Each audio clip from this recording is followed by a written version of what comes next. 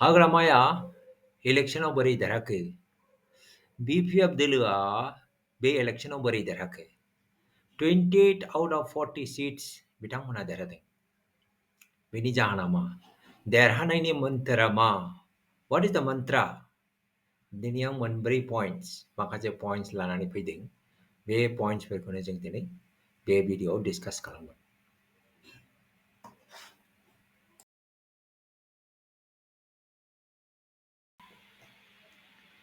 गिबियावनो दङ land security, हानि रैखाथि। बिटिआरआव थानाय गासिबो थागिबिफ्रानो हा पट्टा मोनगोन। BPF दोलोनि बियो मोनसे strong commitment points as far as the large population of BTR is concerned.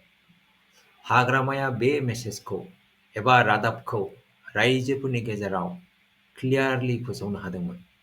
मानोना नै दाखालैसो बासबारियाव हानि दावराव दावसि जादोंमोन नङासै?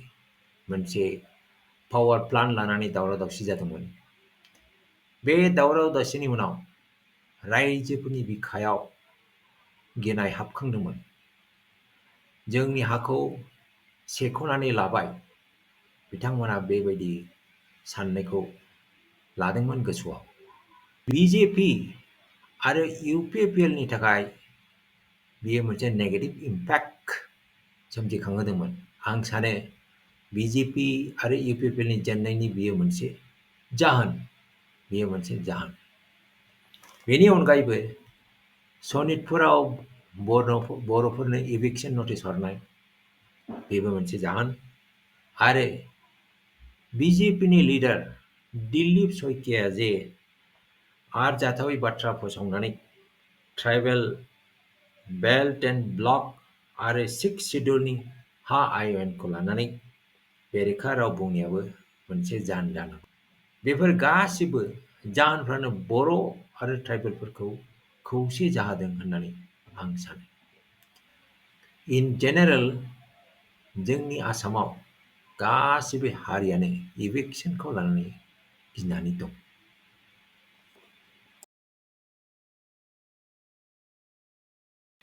सेकेन्ड पइन्टआनो जाहैदों बड' एकर्ड एकमप्लिसमेन्ट।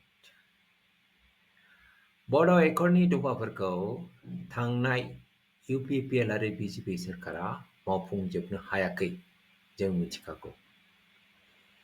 UPPLआ इलेक्शननि मेनिफेस्ट'आव लिरदों 85% कमप्लिट जाबाय होननानै। नाथाय BJPआ बुङो 96% मावफुंजोब्बाय होननानै। स' देर इज अ कन्ट्रडिक्शन हियार। नंखायनो रायजोफ्रा बुजिनो हायाखै सोरनि बाथ्राया सैथो।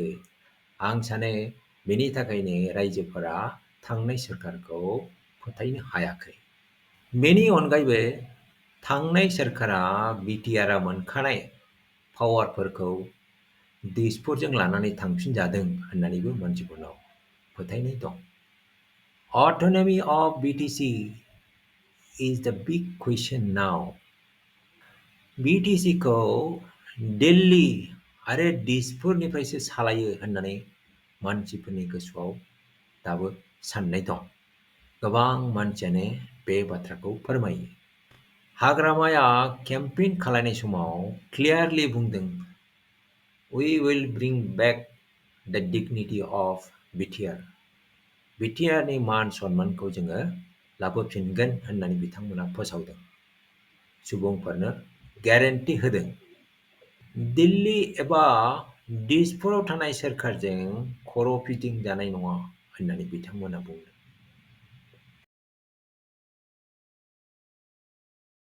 BPF दोलोआ इलेक्शननि समाव हारि एबा हारिसा गासिबो कमिउनिटिनिफ्रायनो सापर्ट मोनदों। It is a sign of peace and harmony. So it is remarkable. All communities are coming together and helping BPF party win the election. Very good sign for Bodoland.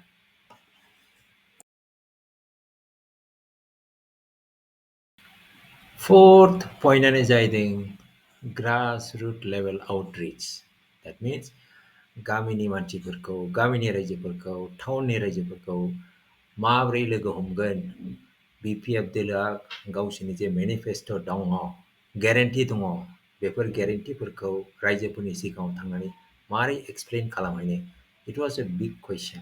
It requires time and money, मानसिफोरबो नांगौ. नाथाय BPF दोलोआ बेखौ मोजाङैनो मबिलाइज खालामनो हादों. गामि गामियाव थांनानै, टाउनफोराव थांनानै रायजोफोरखौ लोगो हमदों आरो बिथांमोना एक्सप्लेनेसन होनो हादों. So it was a big success for them. They could take this particular action successfully. बे जाबाय माखासे जाहोनफोर, हाग्रामा इलेक्सनाव देरहानायनि माखासे जाहोनफोर. स' रायजोफ्रा हाग्रामाखौ अनबाय, अननानै भटबो होबाय, इलेक्सनाव देरहाहोबाय. नंखायनो रायजोफ्राबो माखासे मिजिं थिनाय दं, हास्थायनाय दं, लुबैनाय दं. दा फैगौ 5 बोसोराव हाग्रामाया बे हास्थायनायखौ जाफुंसारनो हागोन ना हाया, बेखौ समायासो फोरमायसिगोन. दा जोङो जेबो बुंनो हानाय नंला. Only time can tell whether Hagrama can meet all the expectations of Bodoland. Thanks for watching. अन्नानै कमेन्टआव नोंथांनि साननायखौ एक्सप्रेस खालामनो दाबाव. I'll see you again. Take care. Bye.